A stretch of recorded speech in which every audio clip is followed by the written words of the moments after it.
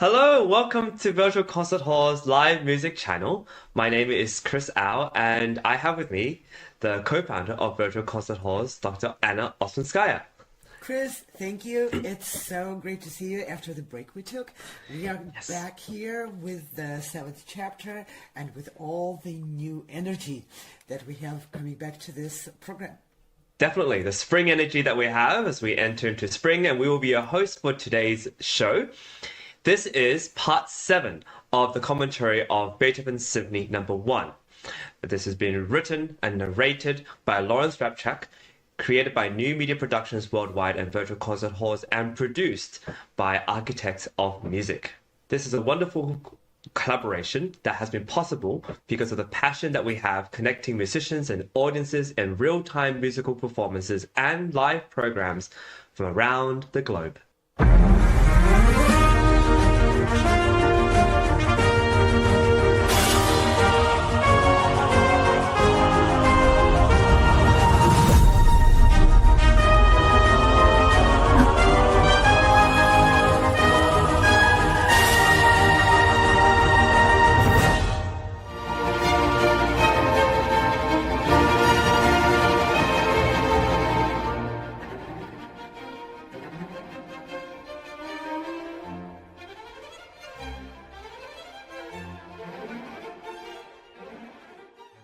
And the finale, the fourth movement, begins with this very commanding sound.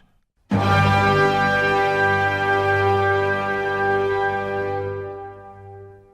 unison G. From the full orchestra, every available instrument is playing G. You can't miss it. No doubt about it. It's G.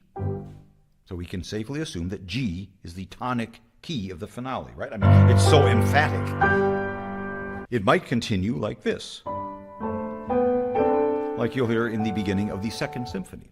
But no, the First Symphony is supposed to be in C major. So G is the dominant, the polar key that will lead to C major. So again, something funny is going on here. And this finale also begins with a slow introduction, another total rarity in symphonic music at the time, to begin the finale with a slow intro. So we're focused on this note G, and from it emerges 3 rising notes in the first violins, very timid. So problem solved. We are in G major, right? Curtain. No, no. Well, Beethoven now repeats the 3 notes, and he adds one more, which subtly shifts our sense of tonality. Are we in G or C? And the rhythm of this pattern now changes as another note is added. Oh yes, so we must be in G, right? Now another new rhythm and another note added on the top. No, we're in C, must be. Then another scale with this note added on top. And our sense of tonal balance now shifts, since this new note produces a very familiar sound. This chord, it's a dominant 7th chord. It's a 7th because, as we saw, the top note and the bottom notes form the interval of a 7th, 7 notes apart. And it's dominant because, like that very first odd chord in the very beginning of the symphony, it must resolve. And your ear tells you where? To C major, the tonic key of the symphony. So Beethoven extends his little 3-note motive upward, keeping us in suspense before resolving into C major. And could this ascending scale, starting on G, be related to the whirlwind minuet theme from the 3rd movement? It could be. That's how real symphonic music is put together. And speaking of this, Beethoven is now putting together, he's assembling note by note the main theme of the finale with this ascending scale. He's not just goofing around it. He adds one more note to the top here, which now becomes a fleeting upward scale to set our allegro molto e vivace off and running.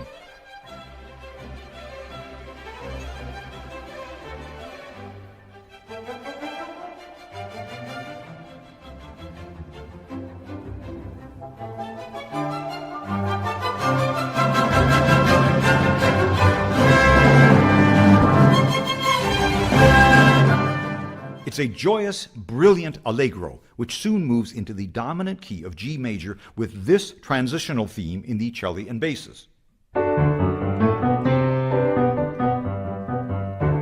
which is in fact taken from the bass line that accompanies this charming motive that you just heard.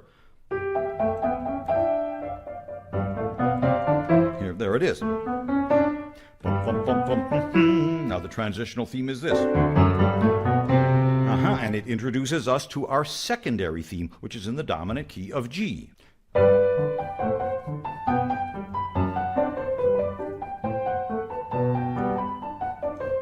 Any bit of harmonic tension with these diminished chords,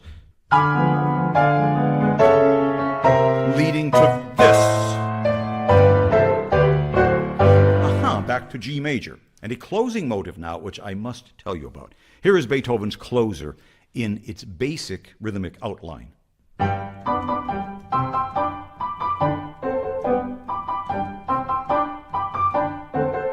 That's the basic rhythmic structure of this closing theme, but that's not what Beethoven writes, since he wants a closer to have some special rhythmic energy and buoyancy. So instead of writing that, he uses what we refer to as a rhythmic syncopation and writes something far more jazzy.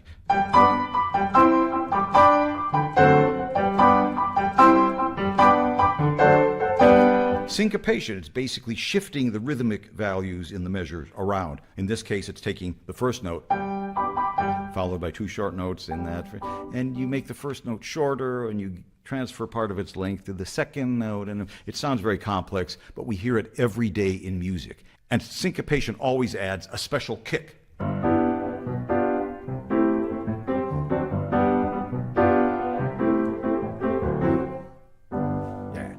As opposed to the straight version, which would be... yes, which most any other composer could have done. And here it is now, the exposition of the finale, Allegro molto e vivace.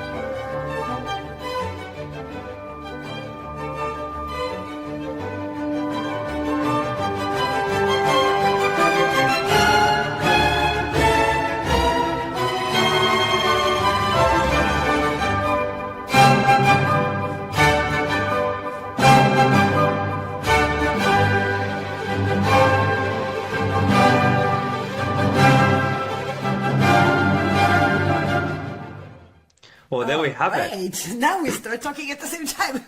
That's awesome. Yeah.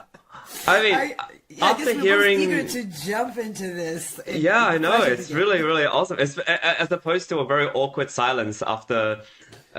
sometimes we've heard such great episodes from Larry Rapchak that we're just stunned after what he has had to say, and it's not like we can add that much to it. But what are your thoughts this time?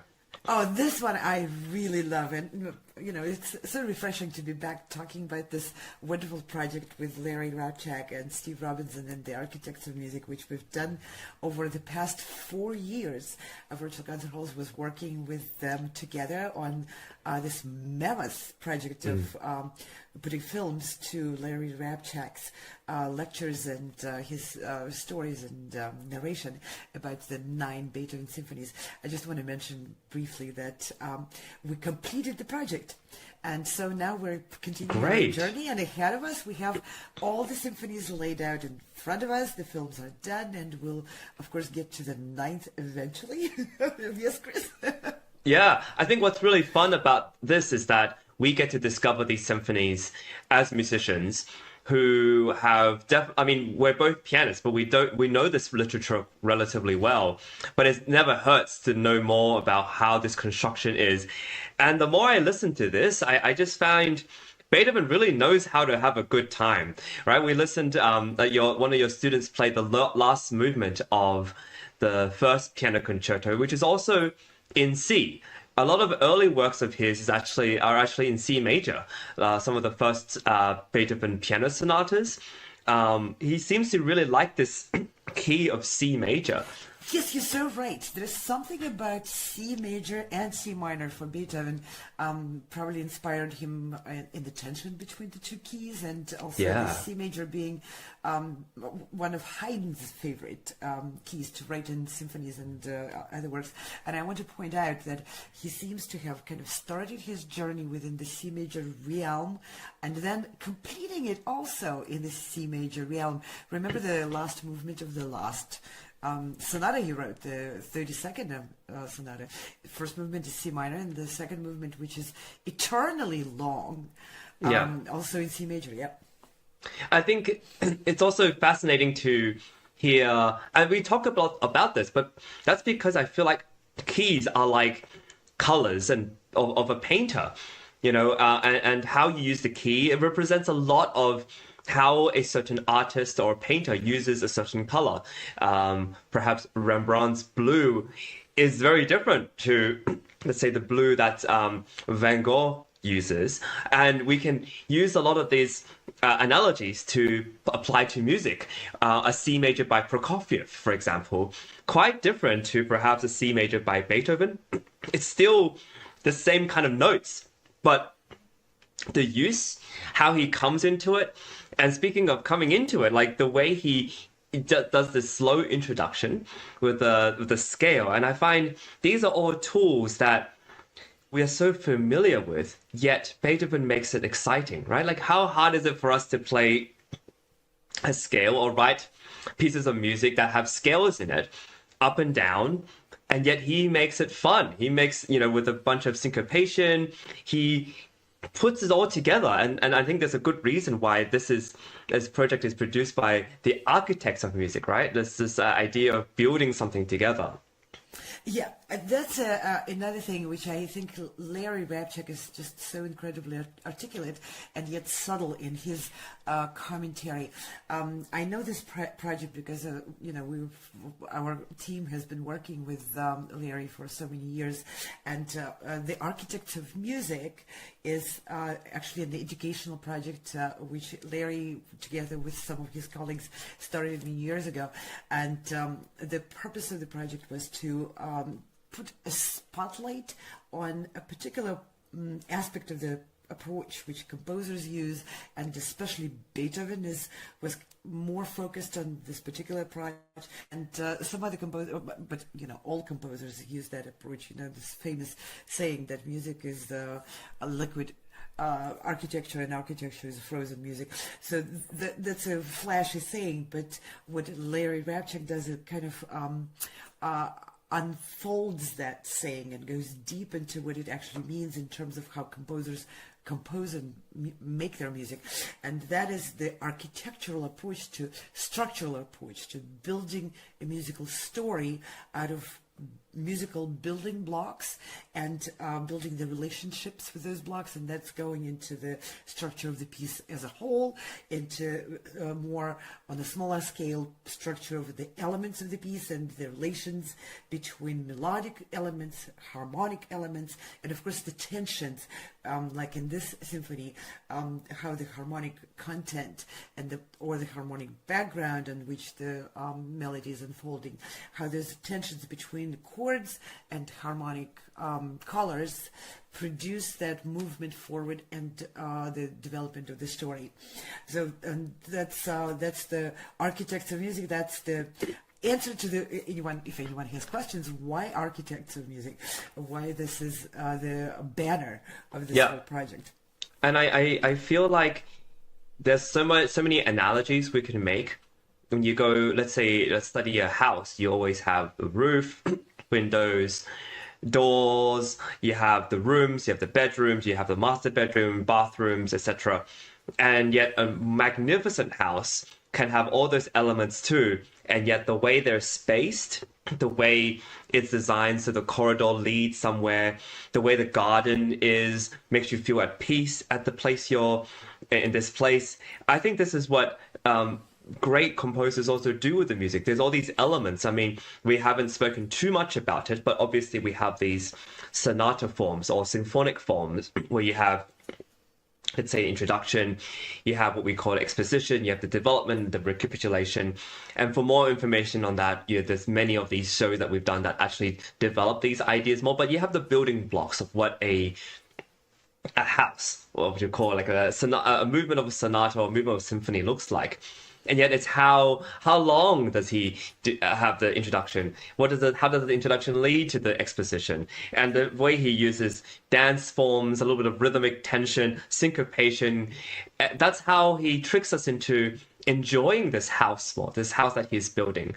And it's a fascinating thing. And the more we listen to these documentary series by Larry Rapchak, the more you come to appreciate this. And I think as musicians, and for those who listen to music a lot, this is what we've come to expect, right? Like you don't listen to a movement of a symphony that just has an exposition and then it ends at the end of the exposition, right? You know that there's something in the middle, and then you know there's something at the end.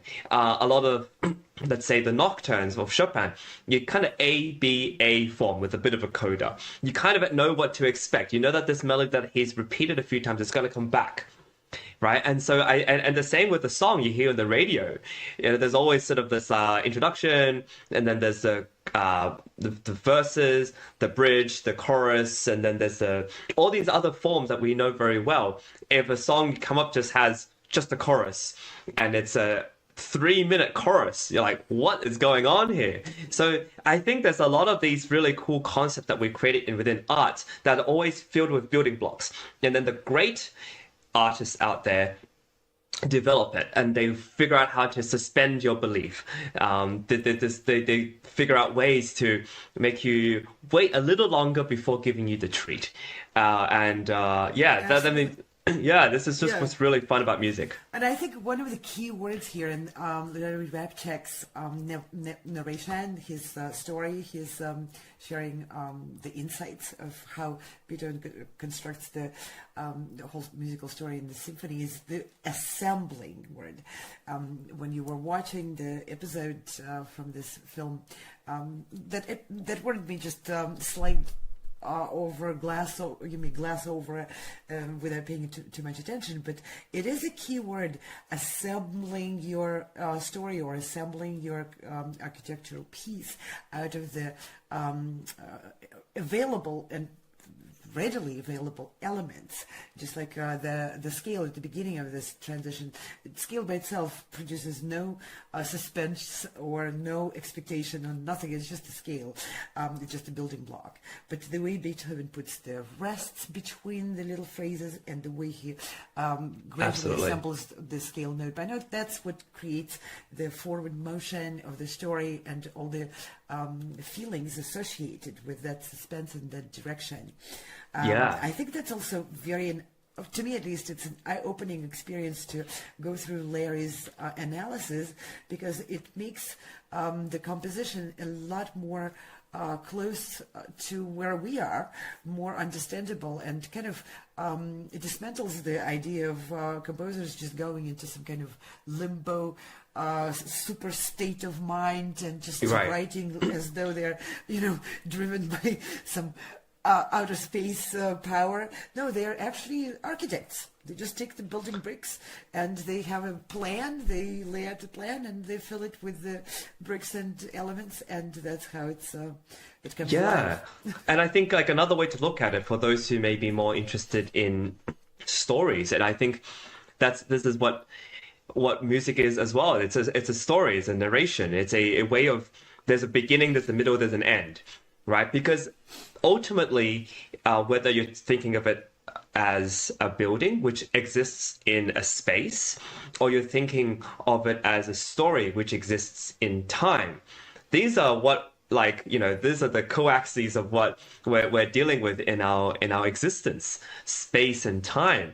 And not to go too philosophical or metaphysical with it, but that's what makes life really interesting, that there is a story. And how does he start this story? This fourth movement starts with a kind of a big gong, perhaps, right? Like, I don't know, like, what would you say? It's a big sense of surprise, like, hey, wake up. Maybe someone fell asleep in the third movement, or someone is not paying attention. I remember, back in the day, like maybe the Beethoven put all these pieces of music together in one concert, or people might be having a sip of champagne or drinking or chatting, and this is sort of like, hey, wake up. Yeah. And then he gives you this like little suspense, little thing here and there. And so then it's off to the races, right? And so that's the story. It's like the story starts with something mysterious and a little bit, hey, what's going on? Did the composer screw up? Did they not write? Did they not write the rest of the music? What's going on? And then it's yeah.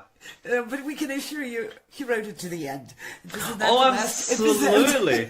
No, absolutely. And that's what's really cool.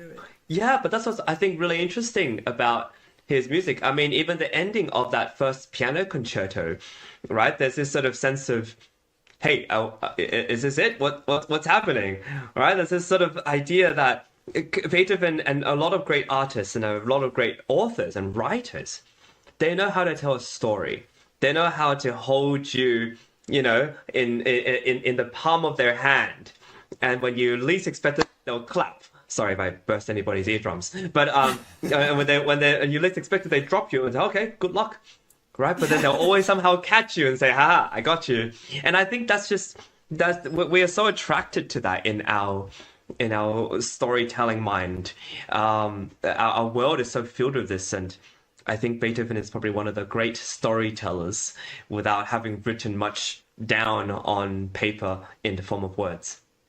Yeah, and that's an excellent way for us to come to the end. I think we're running out of time for this episode, and we will be coming back with the next episode of this symphony very soon. Please tune in and make sure you subscribe to our channel so that you can get the notification when the next one is coming out.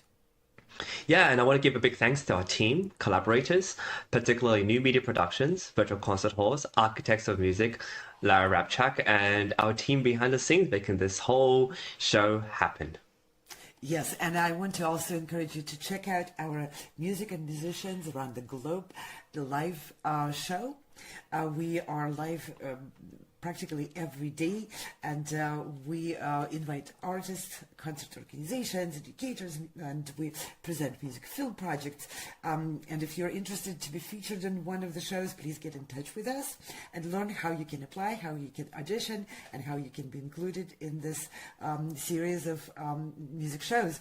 Also, I would like to encourage you to check our orchestra's live programs. We're broadcasting concerts and various presentations from the orchestras around the world.